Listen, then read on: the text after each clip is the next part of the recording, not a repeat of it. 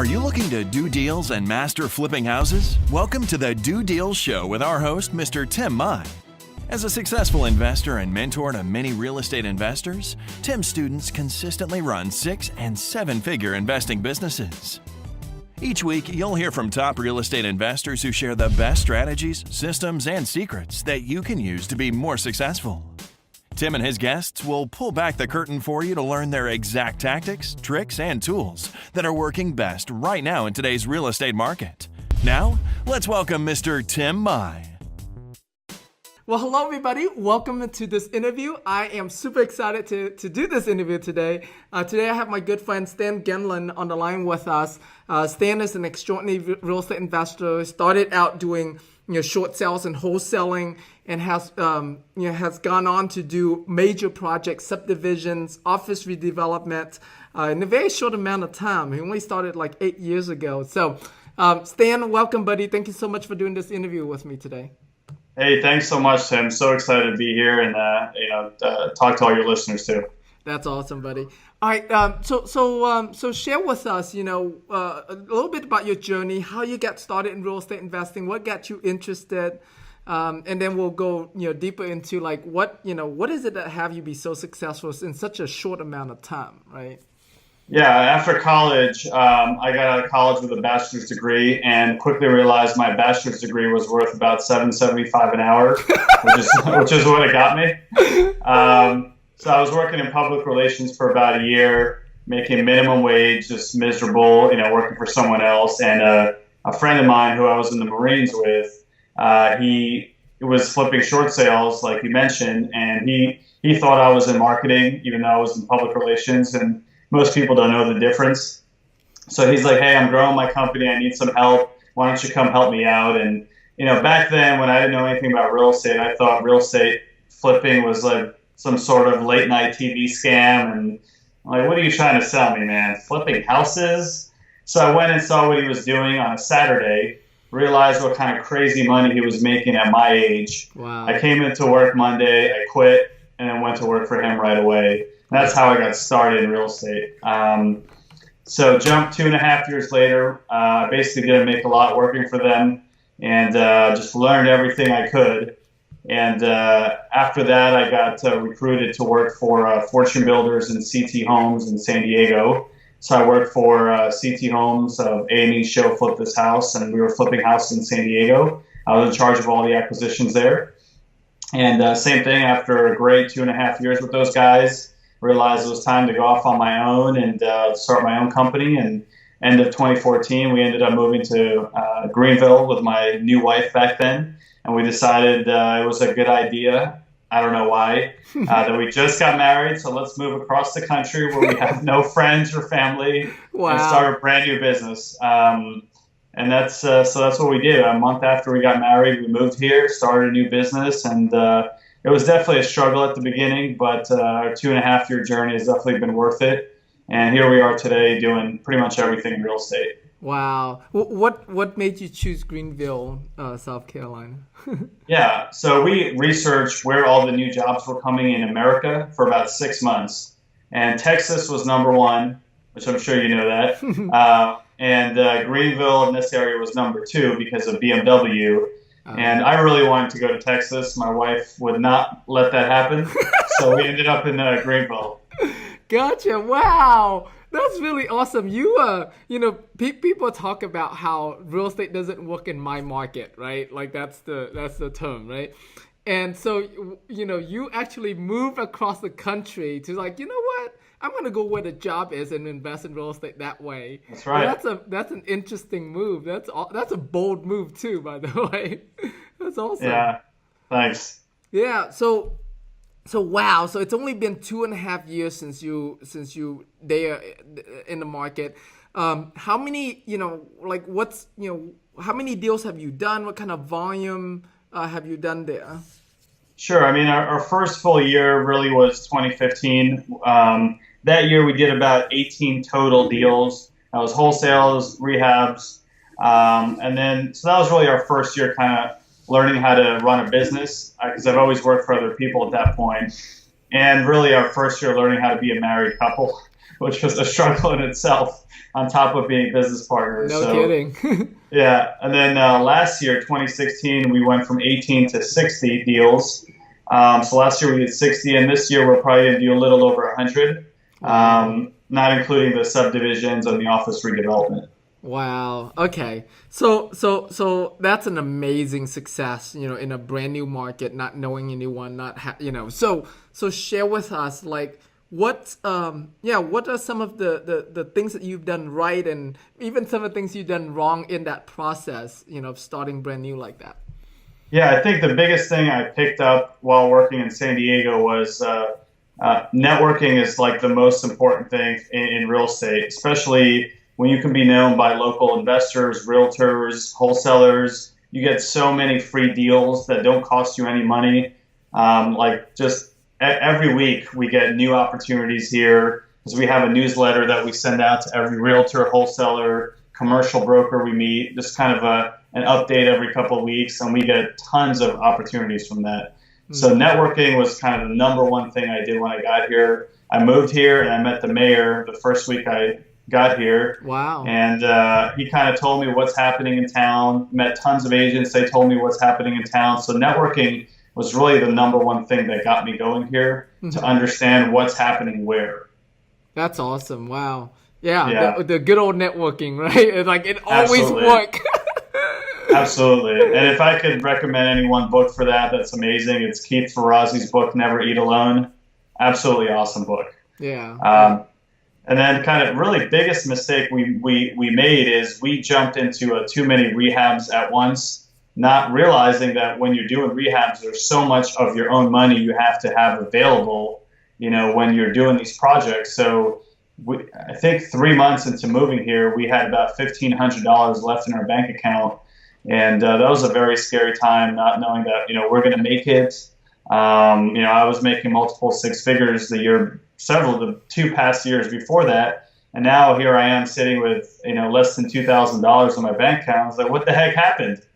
So really understanding how much money, if you're going to rehab a property, is needed in your bank account to float it, while you get reimbursed from hard money lenders or private lenders. That was probably the biggest mistake we made. If I could just share with people, if you're borrowing hard money, typically I see on a rehab, you need to float anywhere between $30,000 and $40,000 at any one time per deal, with a down payment, monthly payments, and the rehab money you have to spend up front before they reimburse you. So those are the two biggest takeaways, good and bad, from the initial experience. Right. Okay, yeah, so at a minimum is making sure you have the monthly payments and the rehab money float, right? Because most lenders want you to spend $10,000 to $20,000 before they reimburse you that money. Right. That's awesome. So how did you navigate through that? Oh, yeah. I mean, it was a tough process. I had several lines of credit when I first got here. And if you have a business, large banks like Chase, Wells Fargo, TD Bank will give you an unsecured line of credit that you could use for pretty much whatever you want. So we basically maxed out our lines of credit to survive kind of having too many deals. We ended up selling a couple. We made some good money and got ourselves out of that hole.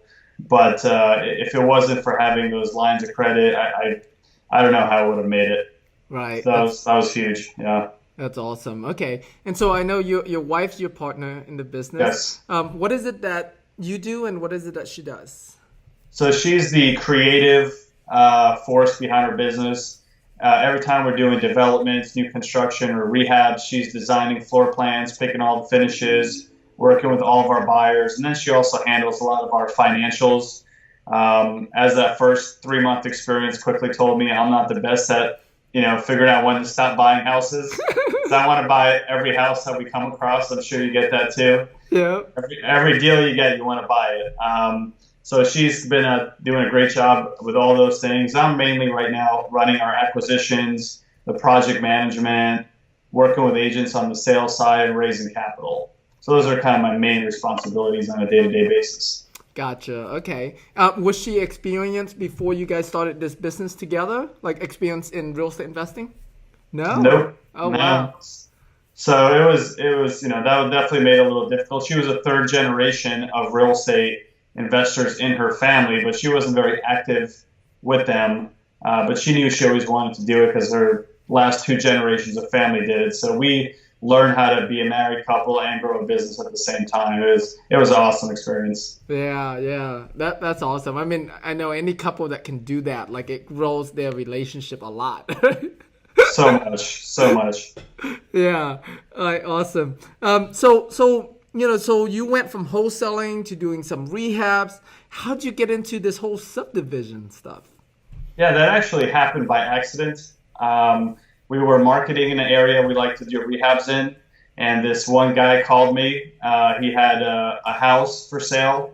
The house was on 4 acres. Most lots in the area about a quarter acre. And so he wanted a lot of money for this house because it was on such a big piece of land. And back then, I only thought one-dimensional. It's I buy a house, I fix it, I sell it. Mm-hmm. And at that point, I had been partnering with a builder who does all of our rehabs right now, or most of them. We still do a lot of our own. But he said, hey, let's look at this thing another way. We can turn this 4-acre land into a subdivision. And at that point, I had already passed on the deal. I'm like, I don't know what to do with this thing. It's way too expensive. So I actually ended up sending the guy a letter again by accident. He was just on my mail list. He called me again. And now that number made a ton of sense this time around. So that's how the first deal started. The number made tons of sense again because of the new exit strategy of building a subdivision. Exactly. But so his asking price was still the same? Yes. Gotcha. Okay, well that's cool. Yeah. All right. So like, give us an insight into how do you run how do you run numbers on that and calculating in the risk for turning in a piece of land like that into a subdivision? Yeah, any sort of land development is way easier than most people think. You just need a couple of really key people on your team in order to figure that out. Number one is some sort of civil engineer. You need to have an engineering company that works with subdividing property and developing land. And once you establish a relationship with a company like that, you just send them a piece of land that you get, and they'll tell you what you could do with it. So that's almost the biggest piece of the puzzle. So what's that called again? Civil engineers. Civil engineers, okay. Yeah.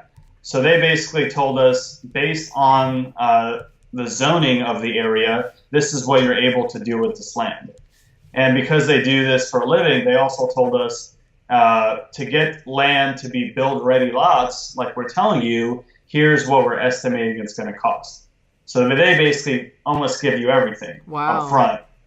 And then you have to go through a city process, typically wherever you live, to get that plan approved. And typically that's, depending where you live, it could be a 4-month process where I live or a 2-year process if you're in somewhere like California.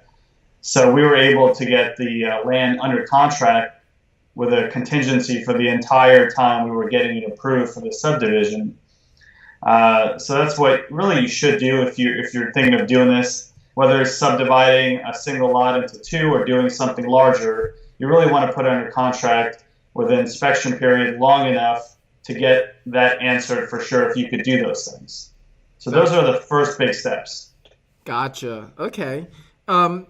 Is it pretty easy to find these civil engineers that knows these things? Yeah, absolutely. You just would Google your city and then civil engineers, and there's a lot of companies in every area that do that. Gotcha. Okay. So what, in this case it's a 4-acre, but like how many houses can go into a 4-acre lot like that? Yeah, so typically, houses in our area have to be on a certain size lot, but there's a provision here that allows for what's called a cottage-style neighborhood. And what that is basically you have really small lots that are not allowed in most other parts of the city in exchange for having a really big green space. So the whole point of this kind of style of community is to have small front and backyards and have lots of common area for the neighborhood to enjoy together and be a community. So we were able to get 25 homes on this 4-acre piece. Gotcha. Okay. Yeah. How do you how do you decide on what type of home should go? Like what type of subdivision you're going to build, what type of home, what price range? How do you determine that? Absolutely. So we basically looked at what's selling in the surrounding area, what style of home is very popular right now, and for us it was Craftsman homes. And just the neighborhood was a 200 to 350 neighborhood, and it was an old neighborhood we were in. So we decided to do similar style homes, and that we're going to be in that same exact price range, 299 to 350. Ah, okay. Yeah, so basically people get to, either buy an old home for that price, right? That's right. For 300 grand, or buy a brand new one for 300 grand. It's like, wow, that's right. That's a no-brainer deal. And when you try to match the existing neighborhood, it's way easier to get things approved. And a lot of times if the neighborhood puts up a big fight, they can stop your project. So when the project looks like it fits into the neighborhood with the style and the price point, it makes it a lot easier for the neighborhood to support you as well, which is extremely important. That's really smart. I mean, I've heard of there's a company in town that's really big into new development, but they have a different strategy.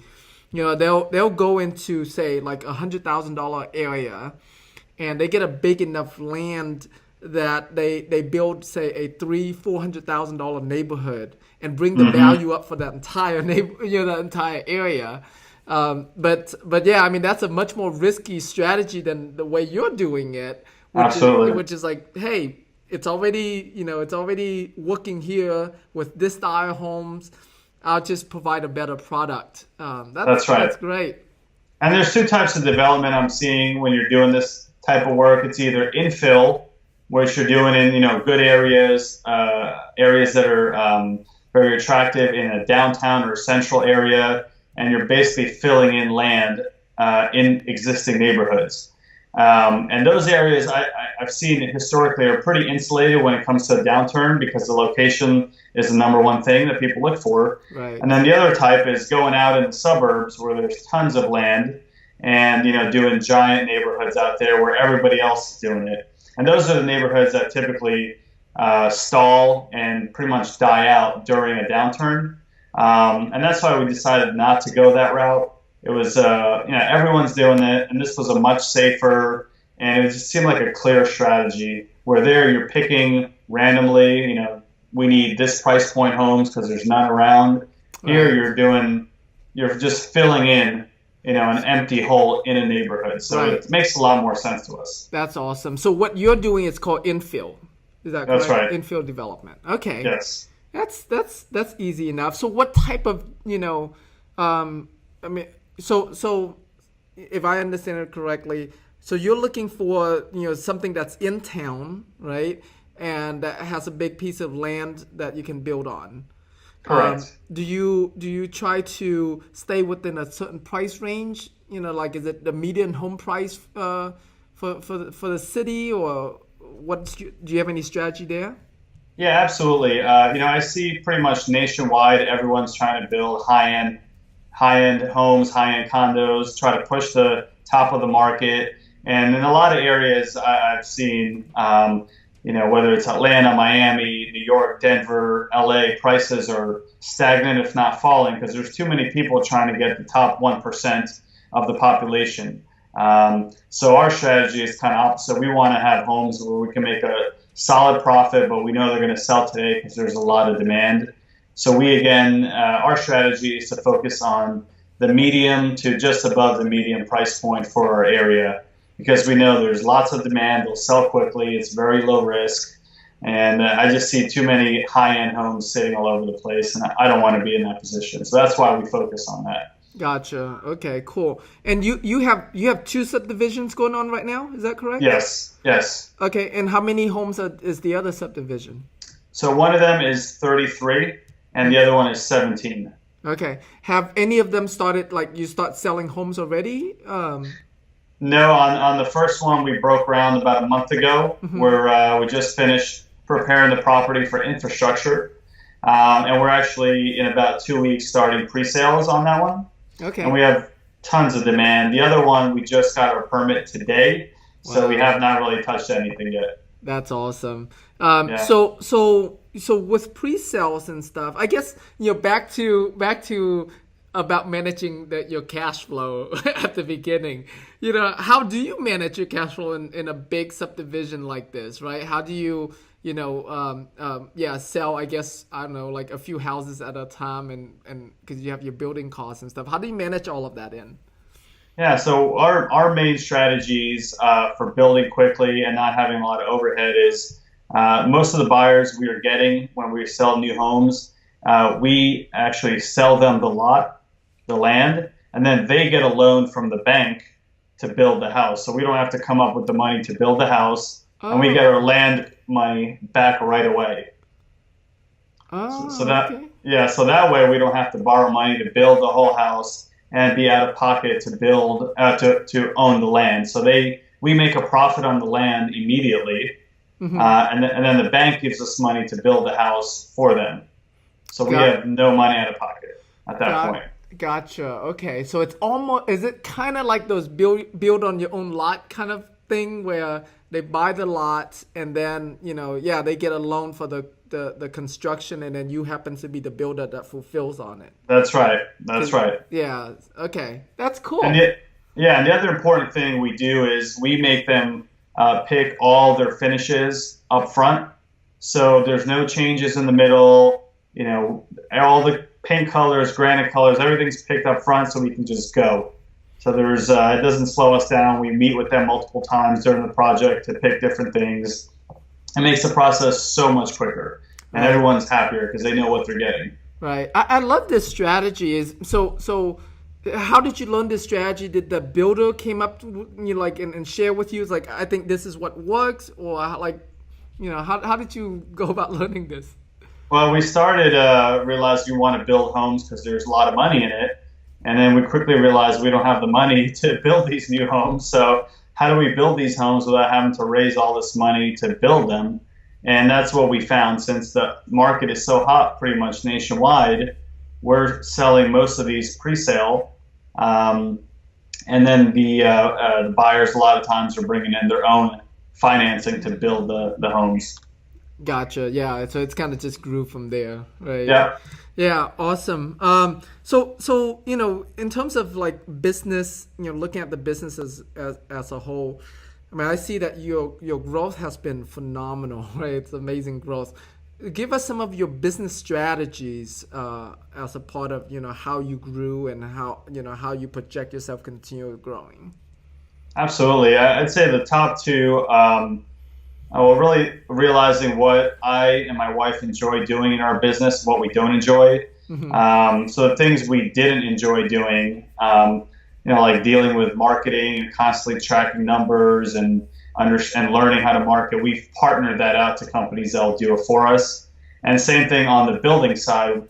We're not the best at managing projects and keeping the quality of work at the level they need to be. So we partnered with several builders, and they're able to do so many rehabs and new construction for us that we can focus on what we're good at, which is designing nice homes, raising capital, and finding good opportunities. So that has allowed us to just really accelerate our growth rather than trying to hire and train everyone ourselves on things we weren't good at. We decided to just partner a lot of it out, and that really just exploded our business almost overnight. Wow. Yeah, that's smart for sure, right? Leveraging other people's knowledge, work, resources. That's right. Yeah, that's great. And you also got into office redevelopment. So share with us some insights into that. Yeah, absolutely. We just bought an office building about 2 months ago, and we were looking for something that was going to be a multi-tenant building, meaning if one tenant left, the other tenants would still be paying the bills. And we picked up a 8,200 square foot building for about $300,000.